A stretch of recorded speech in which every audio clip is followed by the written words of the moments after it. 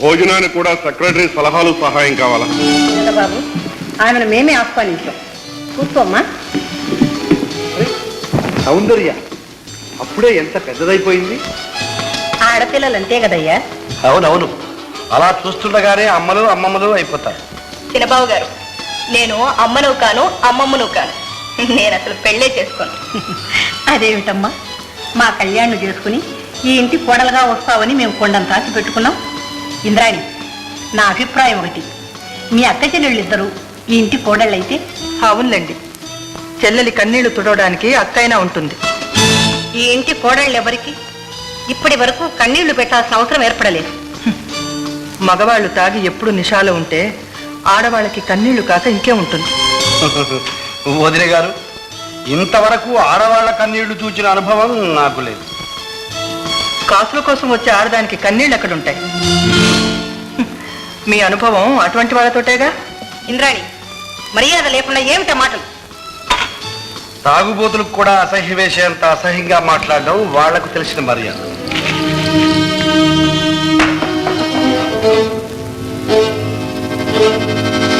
గారి గురించి నేను చాలా విన్నాను. ఇప్పుడు కళ్ళారా చూస్తున్నాను.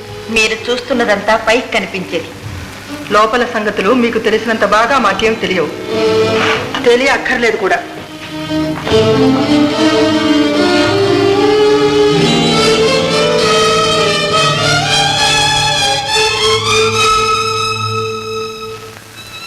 అమ్మగారు, మీరు కంట తడి పెట్టడం అంత మంచిది కాదమ్మా. అది ఈ దివాణానికి అశుభం. కళ్యాణ్ ఇంతమందికి లోపు కావడం, త్రాగుబోతనిపించుకోవడం నేను భరించలేను లత.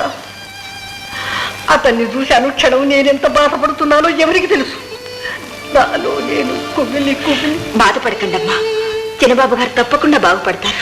లేదమ్మా, ఆశ లేదు. అతను అలవాటు మానలేడు, నాకు తెలుసు. నేను మాన్పిస్తానమ్మా. లత, నాకు తెలుసమ్మా, నువ్వింతవరకు మాకు చేసిన మేలు, సాధించిన మంచి అంతా నాకు తెలుసు. కానీ ఇది మాత్రం నీ శక్తికి మించిందమ్మా. కాదమ్మగారు, తప్పక సాధిస్తాను.